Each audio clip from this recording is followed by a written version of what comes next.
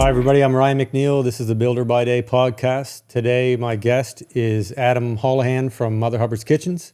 Thanks for being here, Adam. Thanks, dude. Appreciate it. Just relax. I know you have you been on a podcast before? First time. Okay, excellent. Just relax and remember that it's not a big deal. Just anything that you say here is being recorded and then it's going to be posted on the internet to live forever. Awesome. Okay, just keep that in mind. Okay. Okay, good. So listen, we're going to talk kitchens here today. Of course. Among other things, we'll just shoot the shit and we'll just have a conversation that comes naturally. But when it comes to housing, you know, for new construction stuff, I don't have to tell you, the kitchen is where it's at, right? That's the room in the house that everybody wants to talk about. That's right. That's the one. So let's just start here with the usual setup. Why don't you just tell everybody a little bit about yourself and Mother Hubbard's and Sure. Love to. Enlighten us all. Well, I mean, before you do that, let me just state that Mother Hubbard's is the preferred kitchen vendor that used by Stonewater Homes. It's where we send all of our customers. So, and we've been working together for a number of years now. And Since COVID. Yeah, and we're quite happy to do so. And I'll let you kind of take it from there. Awesome. So I was born in Newfoundland, moved here in junior high, grew up in Fall River, went to school at St. Mary's. While I went to school there, my parents owned the company at the time. I was able to work in the shop part-time while I went to school. Started off sweeping floors, going on delivery, whatever basically shit job that no one wanted to do. The boss's son had to do that. So it was good learning environment. And you know, as I went to school, I was able to learn every aspect of production, from assembly, sanding doors, finishing, dressing out cabinets, putting doors on, and finally like CNC machinery on how to operate that. And then, so from there, left school for about 2 years. They had a little bit of internal problems with the management in the factory, and they asked me to basically take over. So I was 22 years old. A little young to be a shop foreman with, older generation of people, but made it work, and was able to go back to school and finish my degree. And now I'm basically, an owner, and basically operations of the company. Okay, great. So how many family members are still involved, like in the business itself? Yeah. So my dad's still involved, and my brother. Okay. Yeah. And how's business going? You guys you as busy as ever? Are you kind of trucking along at average levels? We're busy. Yeah, we're I don't want to say flat out, but we're comfortably busy. Sure. I asked that not to test you on it, but there's this. I've brought this up a number of times in some other conversations I've had with people, and not even on a podcast, just in general life. There's this narrative that goes around as if we can't find anyone to work, and everyone, home builders and tradespeople and suppliers, we're all so busy. There's not enough workers, and we need more workers. Yeah. And that's not what I am experiencing. Like, we're busy. Yeah. But every week, and I'm, as you know, I'm just volume-wise, I'm, kind of a mid-sized home builder. Yeah. But every week there's somebody else I've never heard of sending an email here, whether it's plumbers, electricians, drywallers, trim guys, looking for work. Yeah. So it's not like the days of COVID when it was manic, was tough, right? COVID was tough. Yeah.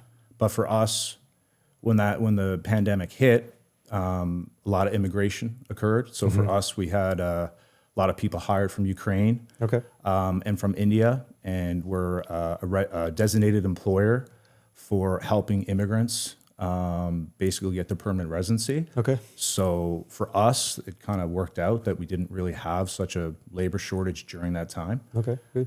So yeah. So roughly how many staff do you have now? We have 67 employees. Oof. Yeah. That's pretty good. It's big. Yeah, yep, pretty big. Yeah. Are they mostly on the production side, volume-wise?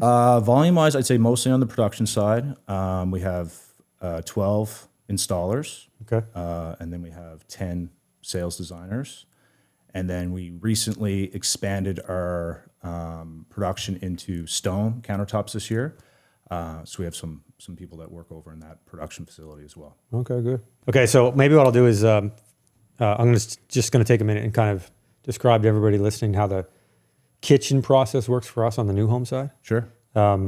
because it's useful for us to use for our customers and potential customers, kind of explain how that works. Yeah.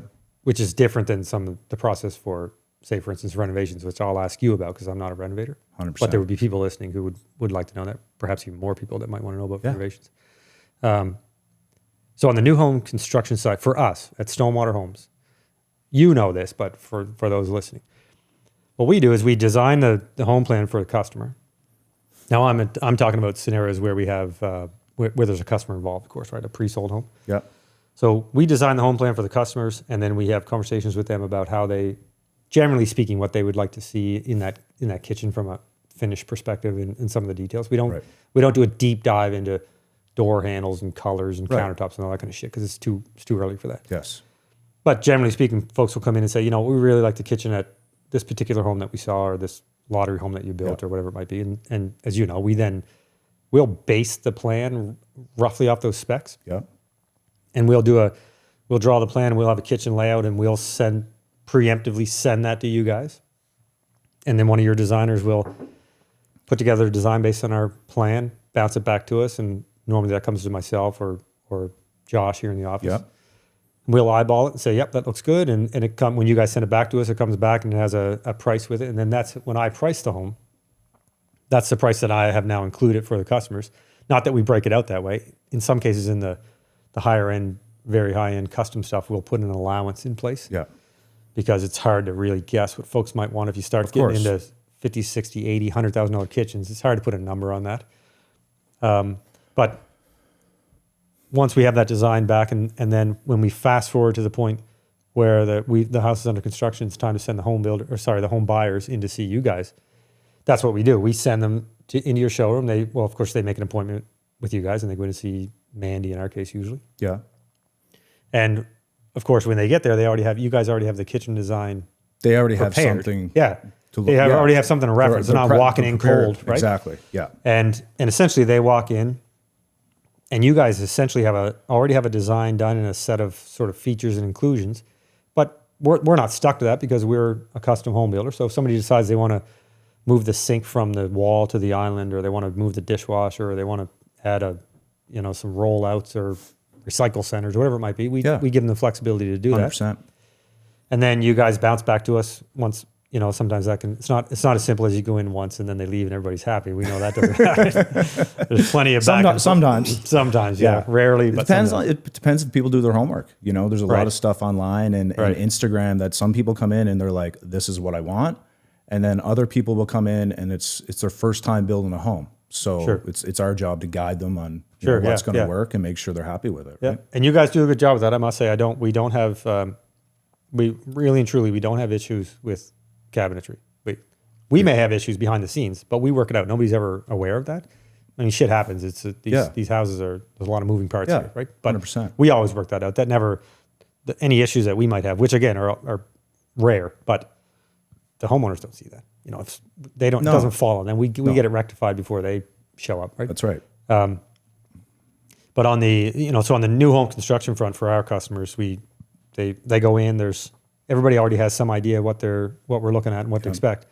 And then they can personalize that from there and make any changes. And 100%. And we're completely fine with them doing so.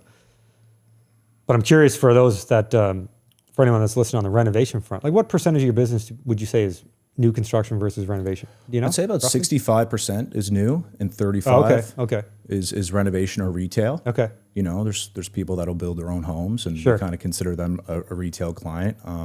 We do a lot of renovations as well. Okay. So I have a question for you on the renovation front because I don't do renovations.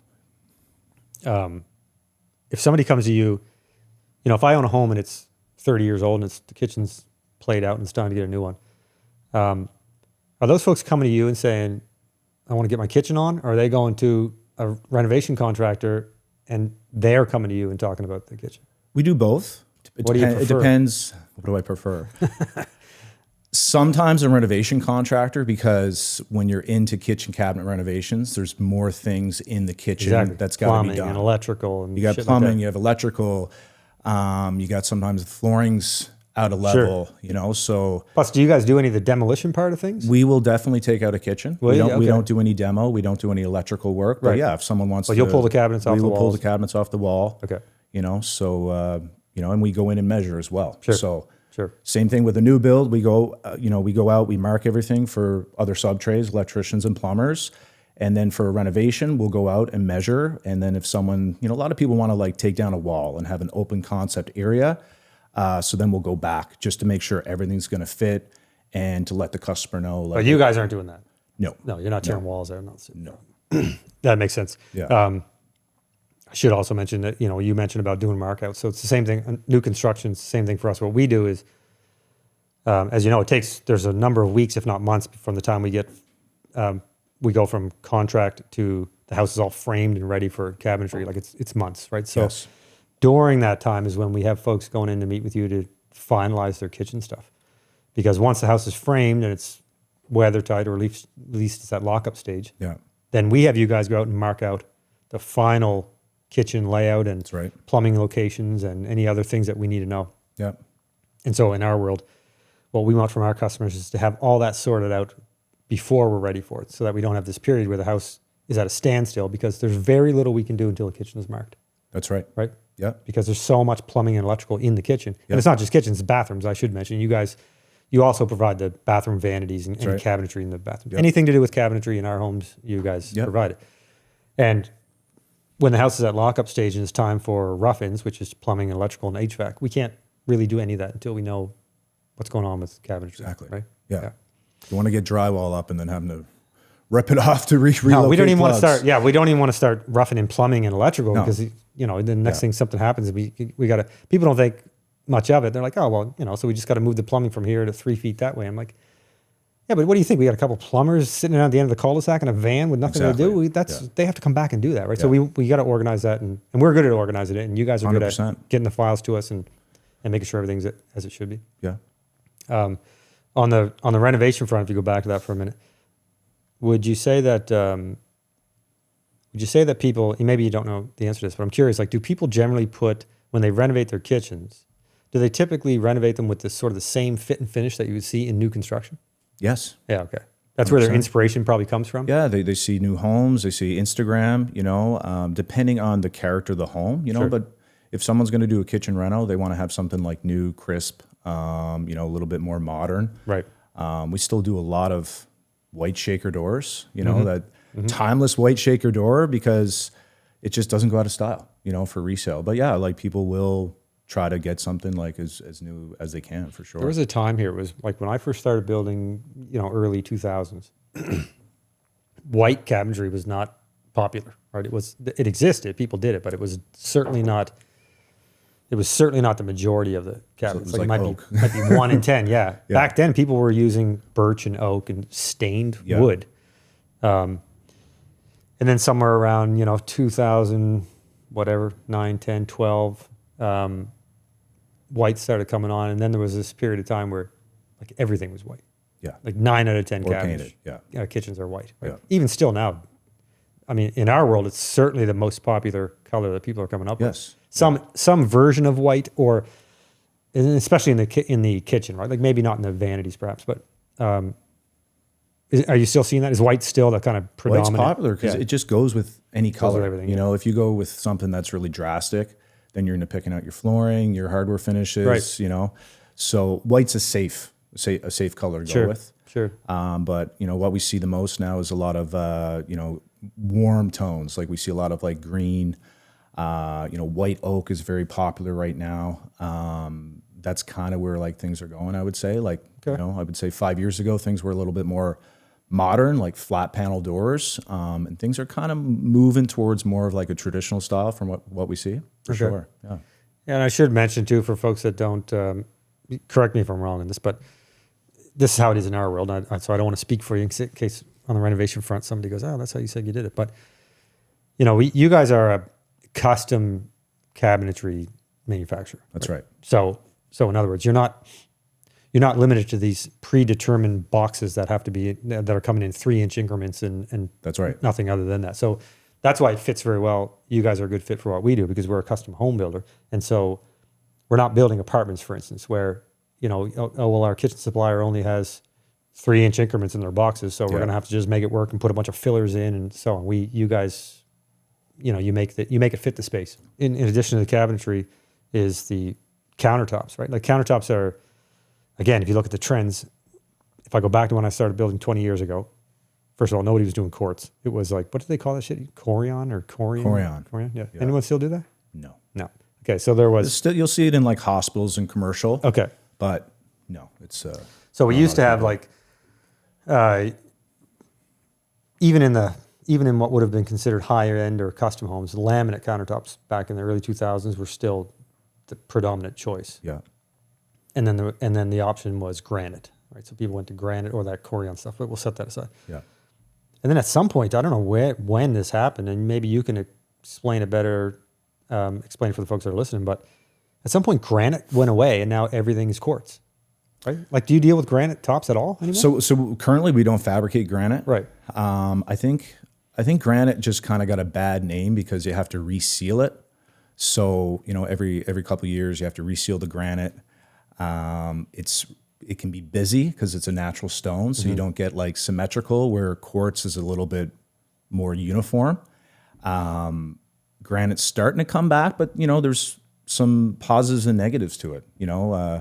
Some people say that there's radon in granite, which is not very healthy, but if you have a natural stone or a quartzite, you could also put a hot pot on it and it doesn't ruin your countertop. Right.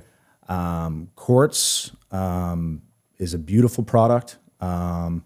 It's man-made, more uniform in color, comes with a long warranty, very durable, and it's got really good value for what people purchase for. So most people go with quartz. So you said you're manufacturing your own quartz now? Yeah. Are you? Yeah, we started that in April this year. I see. I didn't even know that. Yeah. Right. Is it the same stuff we've been, like, are you basically using the same kind of selections we've been dealing with? It's just that now you're doing it in-house? We have similar colors. So we work direct with the manufacturers. Okay. And we bring in, I think we have about 12 colors that are our own exclusive colors that no one else has. So we have about 300 slabs of material in our yard, fully automatic production facility. And the biggest advantage now is when we're doing our countertop, we can get out faster because, of course, anyone who's in a renovation or building their home, they want the countertops in super quick. Sure, yeah. So it really helps the whole customer experience that they have to deal with one person instead of multiple trades. Yeah, that's good. So that's shortened up the time by you guys doing it in-house? It's shortened up the installation time? Yes, big time. Yeah. Okay. Yeah. So same process, so you still, cabinets go in, are you still coming out after the boxes are in, templating, and then going back? But now same process, but now we'll go out like sooner. So, if we're on, say, a smaller project, we'll send our guy to go template at the end of the day instead of the following day. So with countertops, every hour counts. Sure. So our turnaround is usually about a week to 2 weeks right now, which is pretty fast. Yeah. So you guys are delivering, hand bombing are your guys hand bombing the tops in now and installing them? And we do it all. All right, yeah. Yeah. You come in, we take care of it all. Okay. And, have you done that? Carried countertops into a house yet? myself? Yeah. When I was younger, yeah. We used to do some home shows. Heavy stuff, the stone tops? It is heavy. It's heavy as shit. I was there I was on a job site years ago, and we took we had to take a top in, and like the front steps weren't on yet. And of course the guys were like, we can't do it because the steps aren't on. And yeah. I was like, come on. Well, I'll give you a hand. And we run into those challenges, So sometimes the homeowner usually gives the guys a hand, or we'll send multiple guys out. Sometimes we have to boom countertop, into a home. That's probably the most challenging part. Is it's just so goddamn heavy. Yeah. They're 800 pounds of slab. Exactly. And some of these islands are it's coming in. monster. The thing's like 8 feet long or whatever it is. Yeah. 8x4, and it's a rock. You're carrying a rock. You're carrying a rock into the house. Pretty much. Yeah. And don't break it.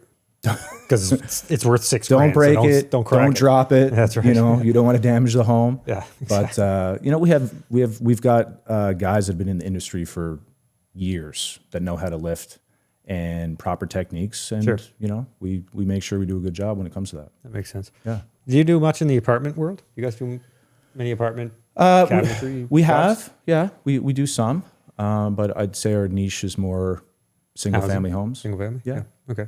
Yeah. Do you know where you are from a comparatively, like for the other companies in the province? Let's say, are you at the upper end of the volume of cabinet manufacturers here? I would say we're one of the top. Yeah, for Yeah. single family. Yeah, yeah. You know, I would assume other so. people Like, do a lot of commercial. Yeah. But I'd say for residential kitchens, I'd say Single-family we're the construction, biggest yeah. for sure.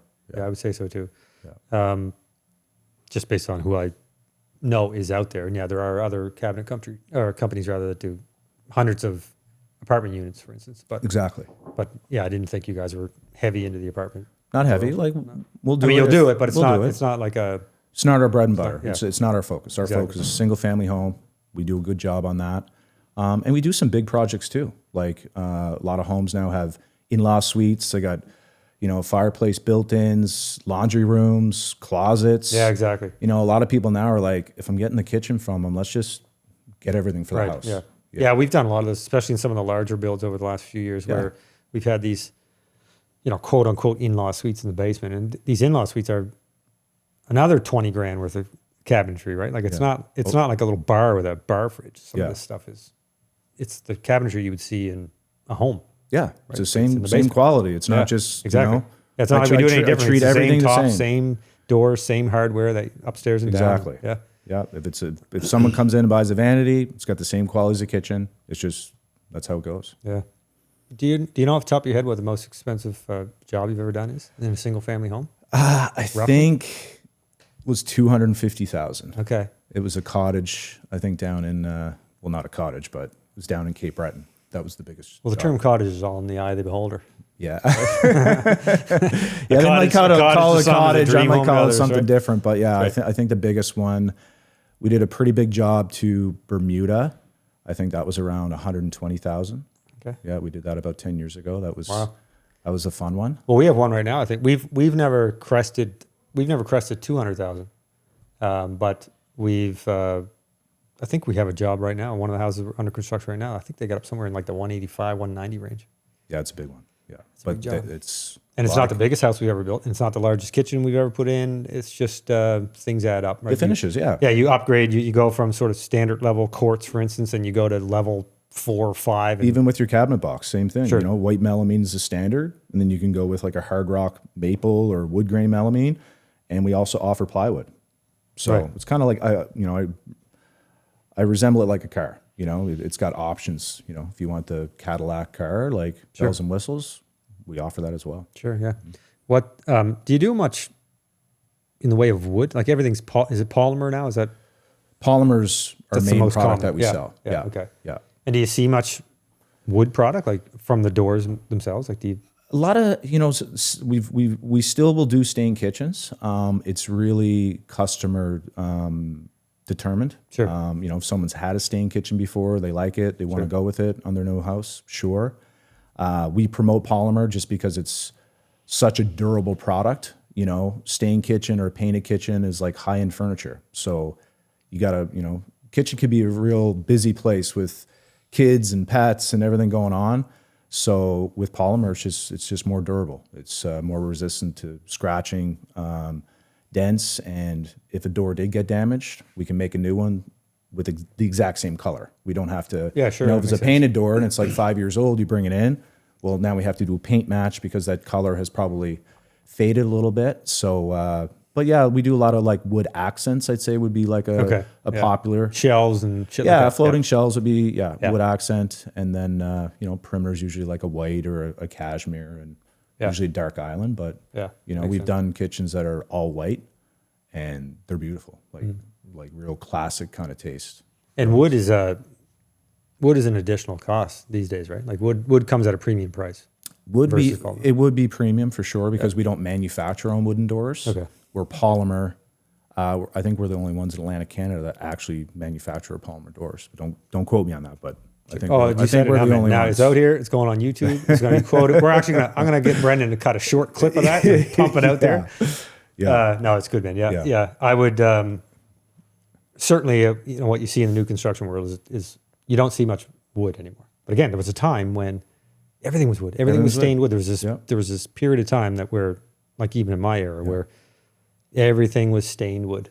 Remember that dark kitchen era where everything was like walnut stain and a few years where It was like flooring. Like flooring used to be really dark about 10 years ago, and now it's a lot. now it's all this lighter, like kind of bleach wood look Yeah. and light color wood. So what else is going on in the business world and cabinets? Anything like from a trending perspective, anything new shaking, any new technology? Oh, You guys, have you replaced half your staff with AI or anything? What's AI is coming. I think it's something that's going to be helpful for not only us but the client, where Sure. you can take a picture of a kitchen and put any color or rendering you want on it.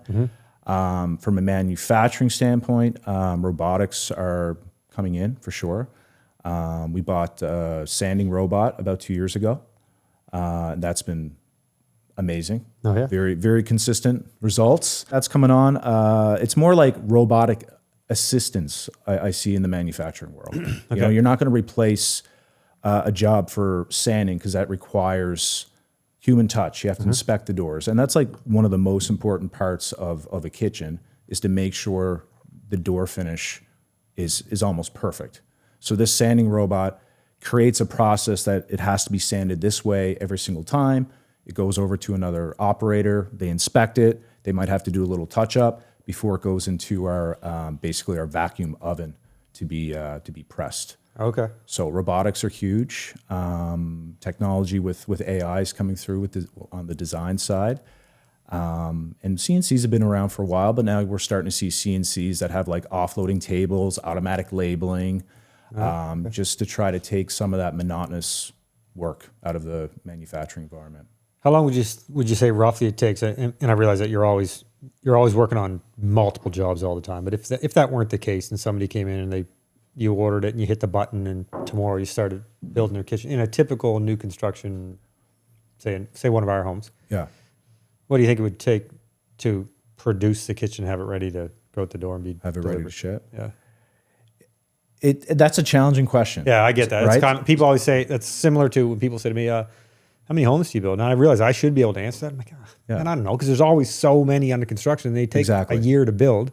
So our biggest challenge is, we do about 16 jobs a week on average. We're working with everyone's schedule, right? So new construction, delays happen. People get sick, shit happens. So we try to start manufacturing once the builder hits drywall phase.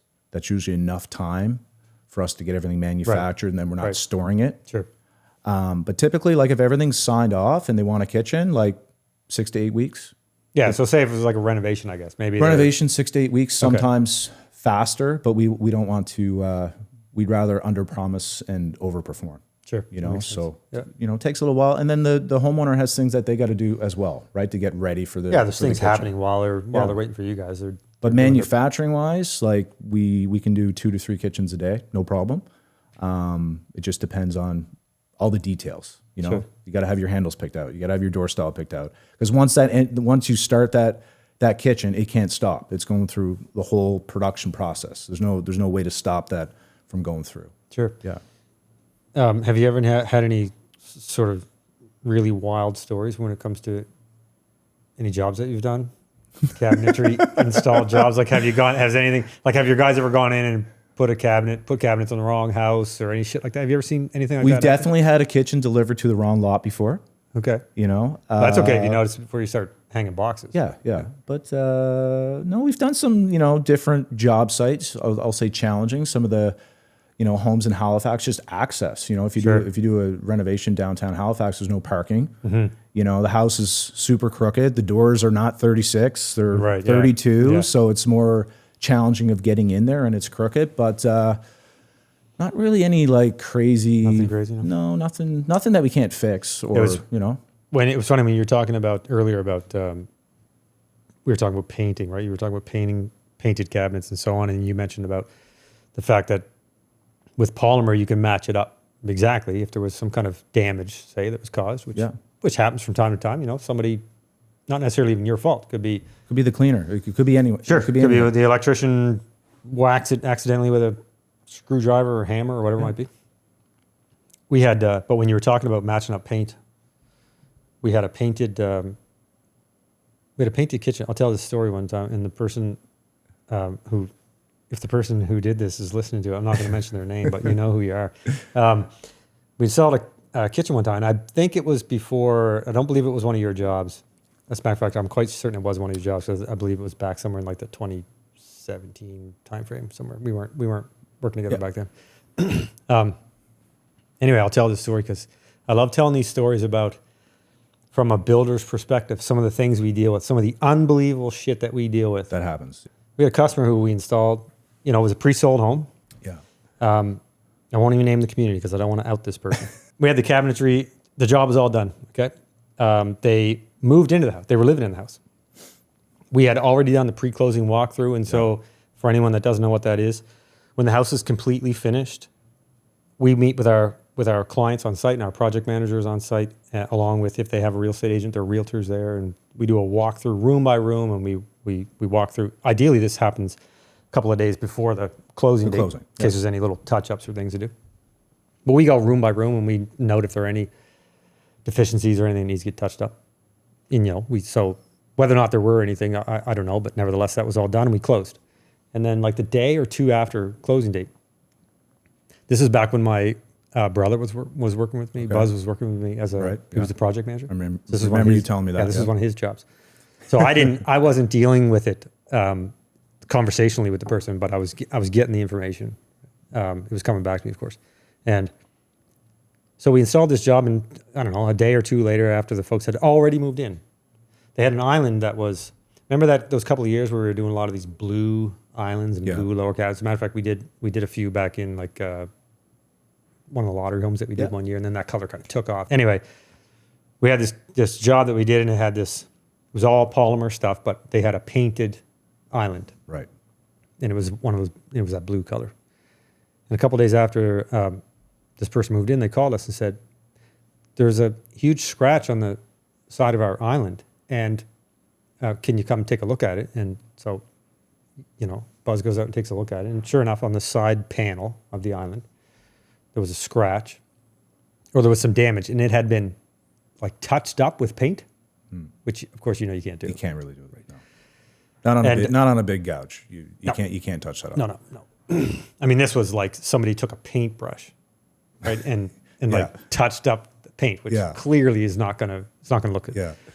But this customer was adamant that, well, I don't know who did this, but obviously your painters must have damaged it, and then they must have tried to touch it up, and they didn't tell us, and we didn't notice on the pre-closing walkthrough because it was touched up, I guess, and it didn't jump out at us. But after we've been here now for a couple of days, we've noticed it, and we need you guys to fix it up. And as you know, it's not the end of the world, but it's not fun doing that. No. Pulling a countertop off or pulling panels off, and like there's no touching it up. In other words, it's not like you don't go out with a little sandpaper and you touch it up. Very difficult, for sure. Right.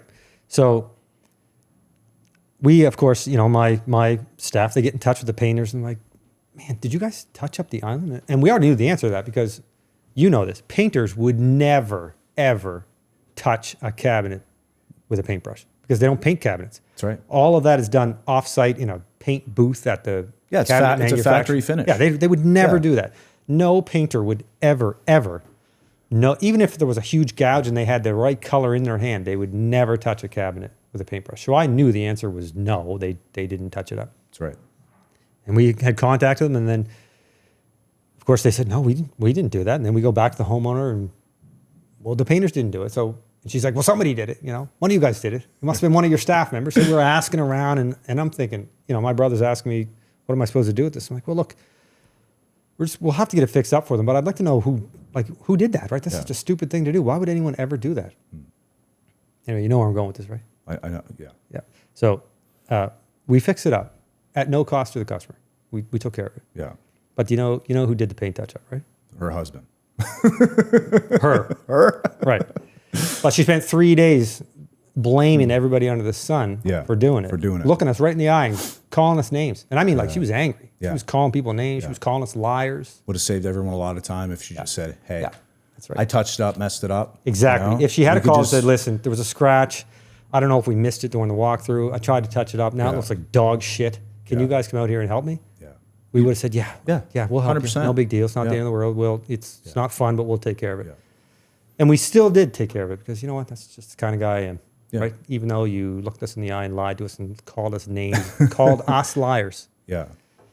You're welcome. There's some challenging stories when it comes to I could write a book, man, on some of those stories like that. Yeah. And I tell people from time to time, and I don't mention the names, because it's not really necessary. But I could write a book on some of that stuff, and people you wouldn't believe it. You run into that very often because we deal with folks from a long-term perspective, right? We have a long-term working relationship with people. It starts today and it ends, roughly a year, right? Yeah. A lot of communication back and forth, and building a home is a stressful thing. Even if everything goes swimmingly, super smooth, it's still a stressful thing, right? Yeah. There's a lot of decisions to be made, a lot of things to think about, and a lot of moving parts. And moving is stressful, even if it's not new construction. Even if you're just moving from this home to that home, it's stressful to move. So I get it. People are stressed out and they get emotional and so on. But do you ever run into that? Do you ever get folks that are? Of course, it happens all the time. Yeah. We're usually the last person in the home. Right. So they've already dealt with, we'll say renovation. They've already dealt with all the construction, different trades. If they pull out cabinets and there's some mold, they've already had a lot of issues before we show up. So if anything does go wrong, like we're not perfect, like stuff happens. We're really quick to get it fixed. They do, they get a little bit stressed out, a little bit upset, but in reality, it's a kitchen. Yeah. We're going to fix it. Sure. We just need time to fix it and move on. Yeah, and you guys are, and the cabinetry is, you see it. You provide, when it comes to housing, I always mention to people that most of the important stuff that happens, you never see. Like all of the structural stuff, the framing and the foundation, you don't see any of that, right?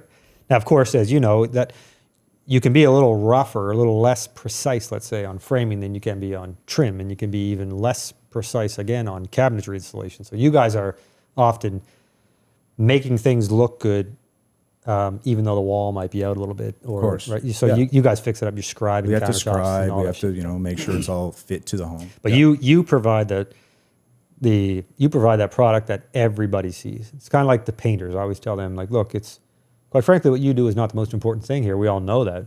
Painting might be $10,000 of a $1 million home, right? So proportionally, it's not the most important thing by any means, but everybody sees it.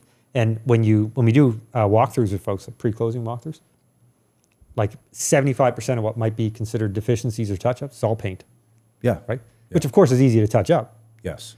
But that's the point. People see paint, trim, flooring, cabinetry. Yeah. That's what they see. And the countertops. Yeah. And countertops, of course, being part of cabinets. So it's you got a bit of a spotlight on you for cabinet folks, right? Yeah. Like it's like, you kind of... and we take pictures of our work too. Sure. Like every time we go to site, we'll take a video of it. And, if a client calls and their door is damaged, like usually we just fix it. Mm-hmm. It's so much back and forth on that. It's like at the end of the day, it's got to get fixed anyways. So let's just do it, unless it's like a full unreasonable ask. Like if we did a kitchen, they said, oh, well, we ordered the wrong, you guys sent out the wrong color. Well, we go back through the contract. We go back through, like, even on our website, shows all of our colors we do. And no, like that's the correct color. We had one of those one time. It was probably right around the time that we were, and I don't fault the cabinet manufacturer on this one. It wasn't their doing. But we have one of those stained job. And, we give them the stain sample. Literally, we have them sign the back of the piece of wood that has the stain on it. Yeah. And then the kitchen gets, but as you know, if that little sample is this big and you're putting it on birch or oak or whatever it might be. Big door or big panel. Yeah. Then, of course, you're going to be able to find spots that are a little darker or a little lighter. There's going to be variation, right? Yes. So it's not that we that anybody made a mistake, but there's variation. So we did have one of those jobs. It was like a pretty huge job, like maybe, I don't know, $30,000-$40,000 kitchen, all installed, looks beautiful. Homeowner goes, that's not the right stain color, and initially, you feel like you're going to puke. You're like, oh God, they screwed that up.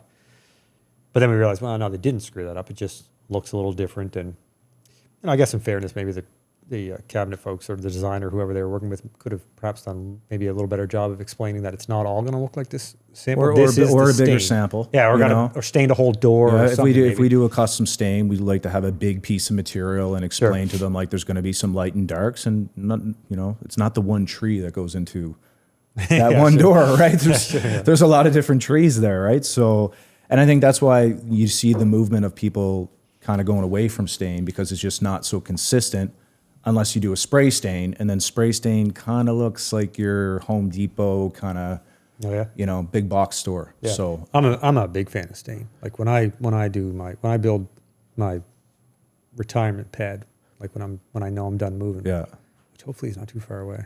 you've moved, Not that I'm going to retire, but yeah, I'm about to be an empty nester here. Like my wife and I are about to be free Right. and clear kids here in a couple Yeah. years time. Right? But I'm definitely going stain. Man. I'm staining the shit out of everything. I love wood. I love Yeah. wood Yeah. and stained wood. But it's expensive. yeah, it's expensive for sure. So, you just have to, you get what you pay for. Right? Your showroom currently, we should mention that you're over in Burnside. Burnside, Brownlow. Right? Brownlow. Yep.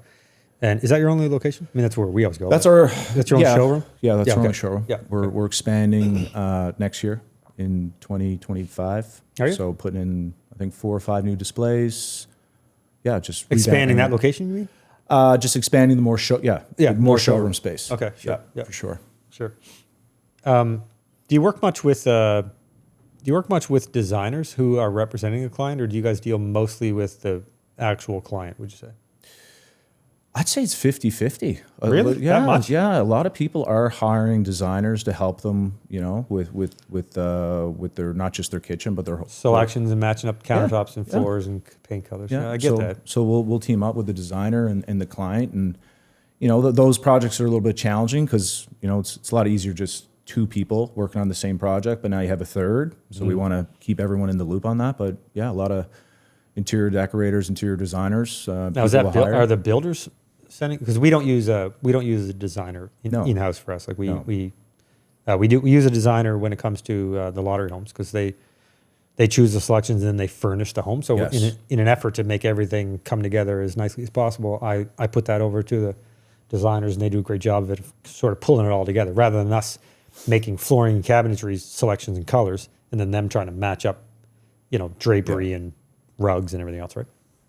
But we don't use a designer for our kitchen designs or to represent our customers. But if they want it to have a designer, then we'll recommend, the designer we work with, Yes. or we'll tell them, look, you're welcome to hire whoever you Yeah. would like to bring on, and they can help. I you think it'd with be that. more like for their whole home, like, because we have kitchen designers. Like Sure. you can come in and we will design your space. Yeah, that's important. We'll to help you mention, with your yeah. colors. We'll, lay everything out in like you've been into the showroom. Like we lay out the colors. Okay, how's that look? Let's put that one in there. So we can do all that in-house, no problem. Like, 10 sales staff, not an issue at all. Sure. And some of our sales staff are credited interior decorators as well. So, they know what they're doing.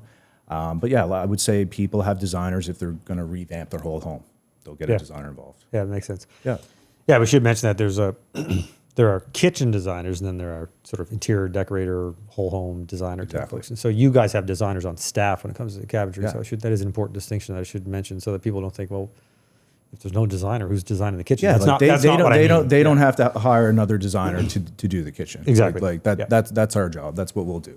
Exactly. Yeah. And that's what we tell folks. So when it comes to, for our customers rather, what we tell them is when the time comes to have that conversation about your cabinetry and your countertops and features and all those things, you're going to be speaking with and working with an experienced kitchen designer, Yes. right? So you're not going in blind and then No. expected to know what you want or what's popular or what. And we'll point them in the right direction, like Sure. because we're trying to, functionally make sure the kitchen is functioning properly. Like we don't want doors colliding or not enough space, between countertops, and then aesthetics as well. And I've done some sales where, some of the clients chose colors that, I wouldn't put in my home, but they loved it. And, I would just give them, honest information. Like they Sure. would ask, is this a popular color? Not super popular, but this is your kitchen. This is your home. If you want to go with that color, let's pick out everything else to make that look absolutely beautiful, right? So Yeah. There's no accounting for taste, right? We've had a few doozies. We've had a few houses that we've built where the folks pick some wild colors. Wild stuff, yeah. Wild stuff, man. yeah, it's personality, right? It's like everyone I mean, we don't everyone tell doesn't them have the it's their- same like, pair like of you said, sneakers. it's their house, right? If you want their red, house. if you want red cabinets, then Yeah, get your red. But on. we want to make sure that like it's a pretty big investment, Mm-hmm. so we want to give them honest feedback.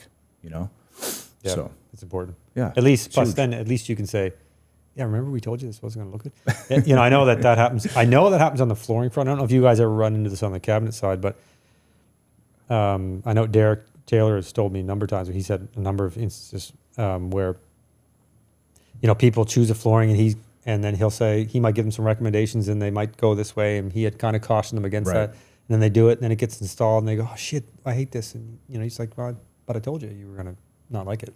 Yeah. It's kind of too late. It's a little late. Well, I think, and we have samples too. So that like it's in the environment so people can bring samples back to their home and kind of like see how it's going to look in that aspect. Mm-hmm. And with our showroom, I don't think we've had a customer call and said like, I don't like this color or like. After it's installed. Yeah. I don't think that's happened. Good. No. Well, that's good. You want to hear another funny story? Yes. Keep them rolling. Speaking of people who made changes and then faulted us for the change. We had a customer back during the COVID era. Yeah. That they decided they wanted to, rather than a freestanding soaker tub, which as you know is kind of the norm these days, right? Yeah. Remember back in the day years ago when they were all these drop-in like jacuzzi tubs, right? You'd build this, you'd frame this area to set the tub in. Yeah, you'd tile it, jacuzzi, right? And you'd have an air jet or water jet jacuzzi tub. Nobody does that anymore. But there was a time when that's what people did. That's what the ensuite had, right? Yes. The ensuite bath had a jacuzzi tub in the corner, all tiled up. So we had a customer a few years ago who wanted to do that so somewhere at the rough in stage, they decided that they wanted to not go with the soaker tub and go with the jacuzzi tub instead. So sure enough, we did a change order. They went into the plumbing showroom and they chose the tub that they wanted. And then we got the specs and then we frame it all up and the time comes and we set it in, we tile it, and it's all done exactly how they want it. The tub they ordered, the tile they ordered, exactly how they wanted it. Closing date comes, they're doing their pre-walkthrough and they hate it. They don't like the tub. They wish it wasn't there. And we go, well, yeah, but remember we told you probably weren't going to like this because the bathroom's really not big enough for this. And by doing that, because then now you need room for the framing and so everything gets tighter. And so they didn't like it. And but it was our fault. It was our fault. They were upset with us. They were upset with us because they didn't like the tub. It is exactly how it was supposed to look. It is exactly the framing dimensions, the exact tile, the exact fixture they selected. And they just didn't like it when it was all said and done. And they were unhappy with us because they didn't like it. And then they weren't happy with us because we wouldn't demolish it, remove it, and then buy a new tub. Buy a new tub. Put a new one. Put the new tub in. Fix all the tile that gets all beat to shit. Yeah. Fix all the paint and the drywall and everything gets all pounded to snot when we basically renovate this new home. Yeah. And because we had said, look, we can't do that. This was during COVID, right? This is when it was hard to get anything done. Yeah. And their house is you can't even get someone to go to the home. Exactly. Yeah. Their house is done. I said, look, there's no. Again, my project manager's dealing this part. They're kind of relaying it back to me, but I'm like, well, we don't do renovations. That's what this is now. Now you want to renovate it, right? Yeah. We tried to tell you back then. I don't think you're going to like this. Now, do you let your customers go in the home during the build, like frame stage, so they would have seen this tub framed before? This tub thing was like back and forth. They talked about this forever. Yeah, right, forever. This wasn't like on a whim. Yeah, right.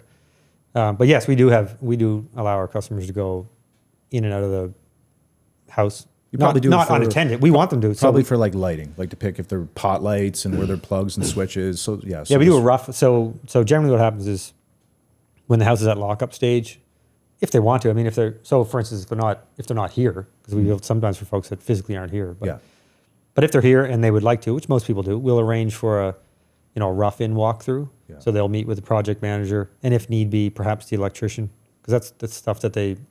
It's more personal, like that's the stuff where they might want to talk about putting some lighting in certain places, and our electrician is also our audio video guy, and so anyone that wants to get into HDMI's and TVs and in-wall speakers and all that noise, home automation and that kind of stuff. Right. So we certainly will give our clients the opportunity to do that. They'll meet with a project manager and whoever else on site and literally walk room by room. Now at that point we've already done a lighting layout, so they know how it's going to look. If they don't do that, they know what's going to be there. But we will do that, and we'll do a walkthrough, and then communicate with them any changes they want to make or amendments or change orders, and then sometimes if need be, we'll do another walkthrough at the trim stage. So once the house is drywalled, and they might want to have some input on, decorative feature walls or how we want to trim their fireplace or closets, or because as you know, like in some parts of the world. The closets are maybe provided and installed by the cabinet folks. And you guys do in some of that in for Europe. us. Yeah. Yeah, Europe, yeah. it's really popular just Absolutely. to have big, huge cabinets That's for right. the closets. And in other places, like in the U.S. and other parts of Canada that I've been, where I've gone, like if I go on a vacation and you kind of kill in a day, and say you're on a golf trip and it's piss and rain that day, and there's nothing to do, I'll like take a drive and I'll go into some new home construction community Yeah. and just walk around and see how they do See things. what It's they're always doing. interesting, right? Yeah. Like in the U.S., they use I don't know if they still do this, but years ago, they don't trim their closets with MDF like we do. Like they don't trim them out and build it almost like cabinetry, for lack of a better term, but and then paint it and so on. They just do that wire racking stuff. Okay. You know, Yeah, they yeah. just screw wire racks to the walls, and it's nasty looking. A little cheapy. But I mean, I've been in houses down there that are like pre-COVID, back when houses here were, you know, custom homes were selling for $600,000-$700,000. That was a pretty high-end home. You go down to, I've been even in Ontario, where these houses at the time were twice the price. So the same home was $1 million instead of $600,000, for instance.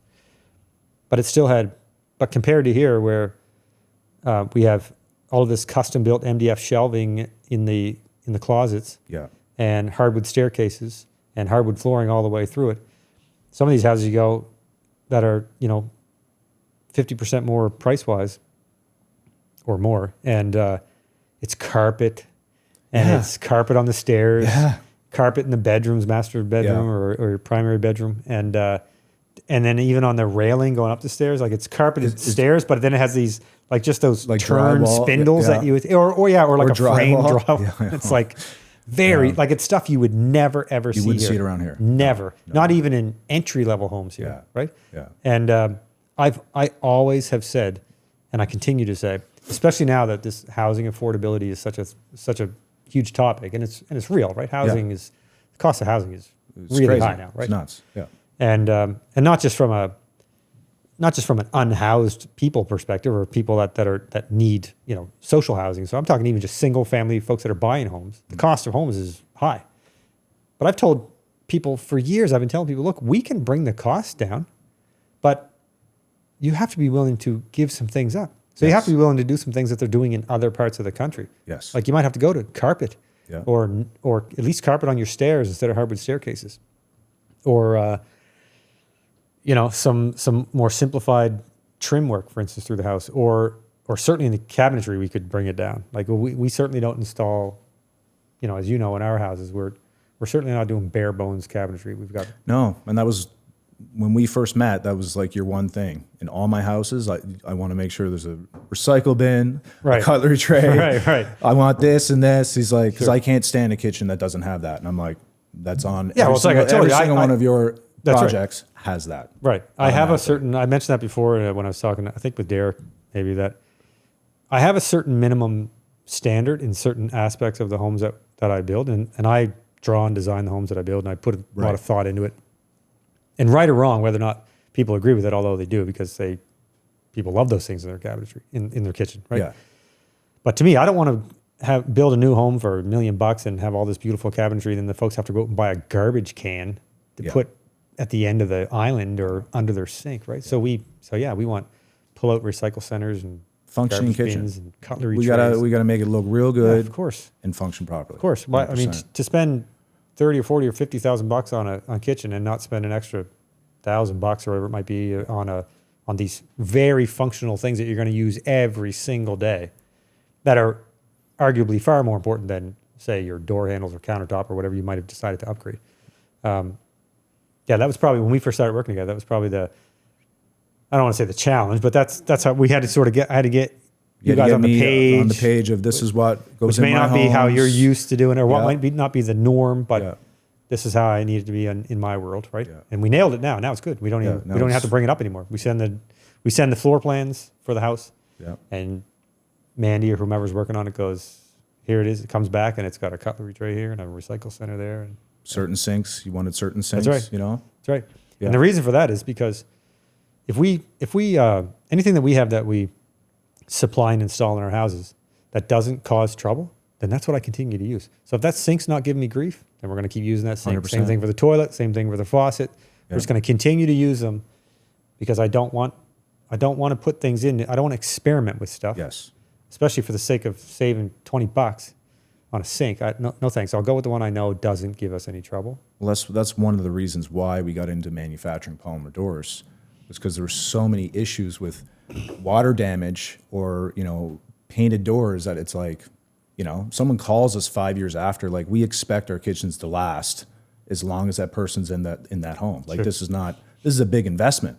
So we're kind of the same when it comes to like our standards of this is what we're going to do, because we want it to last. Yeah, sure. Makes sense. Just like, on your homes, you want it to last as long as it possibly can, Of course, we want it to last. We want it to be of good quality. And selfishly, we want it to be that way, not only for the customer, but because we don't want to have to deal with it later. Like, we don't want the call 6 months later that your cabinetry doors are falling off the hinges. That's right. Right? We don't want that. No. Do you guys offer any specific warranty when it comes to your cabinetry, or like, it's kind of a written policy warranty, or is it sort of a, you play by ear and you just make a judgment call? We do have a standard warranty, but you have to look at the situation. So every time we go out to site, there's a record.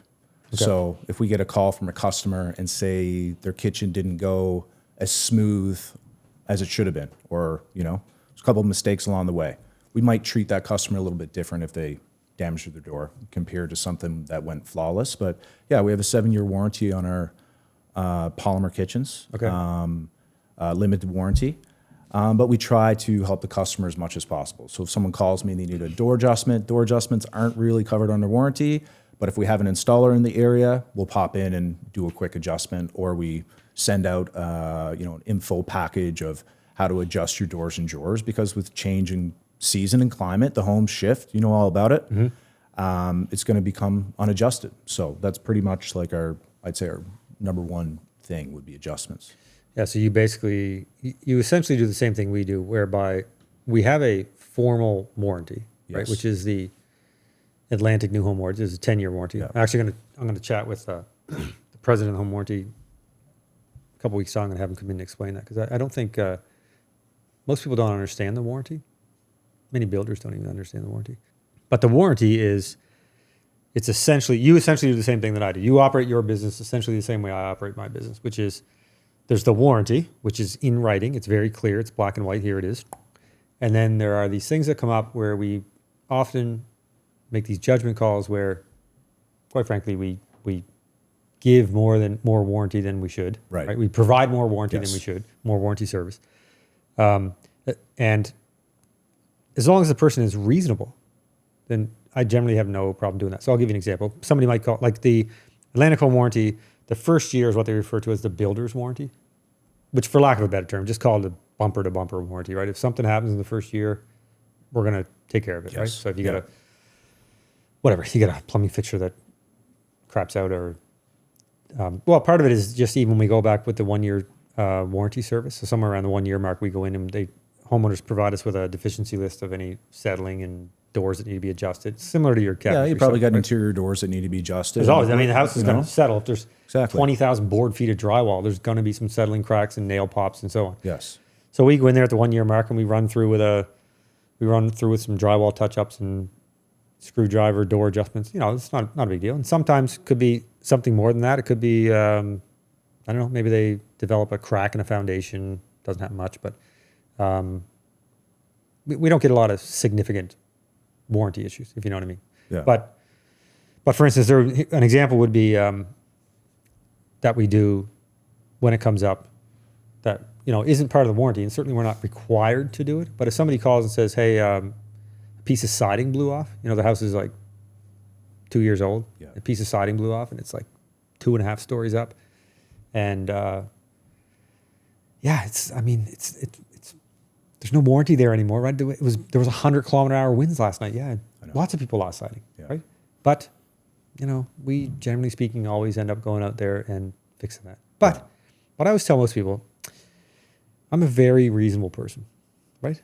And I reciprocate what comes this direction, right? Yeah. So if somebody is a reasonable person, they're polite. Like if somebody calls and says, "Hey," they call the office and say, "Hey, listen, I know it's not under warranty, but I don't have a 30-foot ladder and I'm not real good with heights and I lost a piece of siding. It's up underneath the soffit and I grabbed the siding, it blew down in the backyard, and if there's any way you guys could, when you're in the area, if you could have somebody install it for us, I'd really appreciate it. Then that person, almost certainly we're going to take care of. Yeah. Right? Yeah. But if they call us and go, what the you guys? Windy last night and the siding blew off. What kind of shit is this? Okay, well now, and people talk like that. People call us and speak like that to us right out of the gate. As soon as you answer the phone, bam, they're just jumping down your throat. Not face to face, but over the phone they will. Of course not. Yes. But over the phone, they're just like angry. Yeah. Right? I'm thinking, well, we didn't. It's not our fault the siding blew off. And they'll say, well, I don't know. I lived in another house for 10 years. I never lost any siding. Well, that doesn't have anything to do with anything. Yeah. Right? This is a different house, different location, different storm, different wind, different orientation. It's like, I could go on forever about how that's just doesn't matter. That's like saying if you bought a new car and, the warranty period is over, right? So there's no more warranty on this, whatever this issue is that you now have a problem with. The warranty was 3 years, 60,000, and now it's been 4 years, 80,000, and something happens. What are the chances that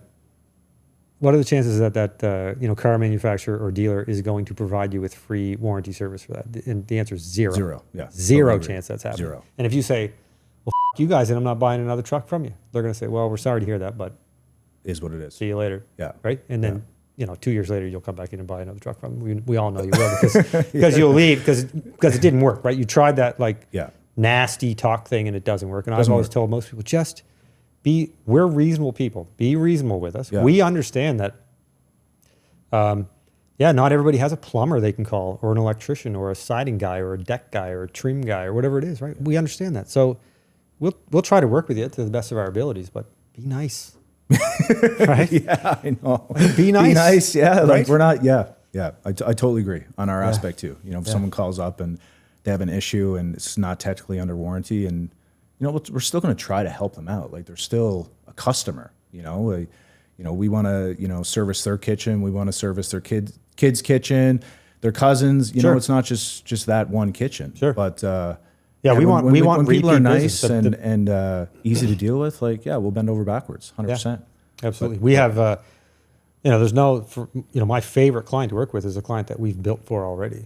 Like it's when they call us 5 years later, we're ready to do this again because they know what to expect from us, and we know what to expect from them, and we had a good working relationship the first time, and let's go. Yeah, we're on the same team, and sometimes customers might not think we're on the same team, but yes, you paid for the service or the product, but we want to make sure you're happy, and let's just be reasonable. Yeah, exactly. Honesty, if they were honest about the situation, it's easier to fix it than aggressive nature. I get it. Yeah, and it's weird. Sometimes we get, I've had calls, actually, it's only maybe not even a month ago, we had someone that had emailed and they were looking for the roof shingle color on the house. They had lost a roof shingle or a couple of roof shingles in some wind. And so we look it up and dude, we built the house in 2012, right? That's 12 years ago. Yeah, 12 years ago. And this isn't the owner we built the house for. This isn't even the person they sold the house to. This is the third owner of the home, third owner, who emails our office. Hey, we lost some roof shingles. We're wondering if you guys have a record of what the shingle color, manufacturer, and so on was. And now, I should clarify, many home builders are not even answering that email. Okay. Yeah. I would say most home builders are not even responding to that email, but we always respond. So we responded and said, "Hi, so and so. Sorry to hear about that, but unfortunately, no, we don't have any record of that because it was 12 years ago." Yeah. And truthfully, we don't. We don't keep records. 7 years, they're gone, right? Or at least point them in the direction of where to find. Yes, so that's what we said. Yeah. So we didn't just leave them in the lurch. We said, sorry to hear that, but unfortunately, we don't have record of what that roof shingle color is. But what we recommend is if you have the shingle, if you could find it, if you take it into any of the local hardware stores, Kent, Home Depot, whatever it might be, they can probably either tell you what shingle it is if they still manufacture it, or suggest something that's a close matchup. That seems like a pretty reasonable response. Again, this person wasn't our customer. That's right. And it was 12 years ago. Yeah. And we responded to them, and we didn't just say, nope, we don't. We said, unfortunately, no, and here's what we'd recommend. Yeah. It's called customer service. Yeah. But the response that came back was not like, oh, thanks very much for that. That's definitely what I'll do. It was like, well, that's bullshit that you don't keep your records. So then I didn't respond because there's no point getting into it at that point. 'Cause now I realize I'm dealing with an idiot. So, that's just how it goes. But it amazes me, man. Yeah. It amazes me. I often, when that kind of thing happens, I often think like, what does this person do for a living? And does that happen in their world? Like, are they used to people speaking to them that way? Yeah. A random stranger you've never met before, right? You email this company you've never had any dealings with. You ask them a question. They politely answer the question and give you a recommendation as to how you should proceed. And then you basically respond with yourself. Yeah.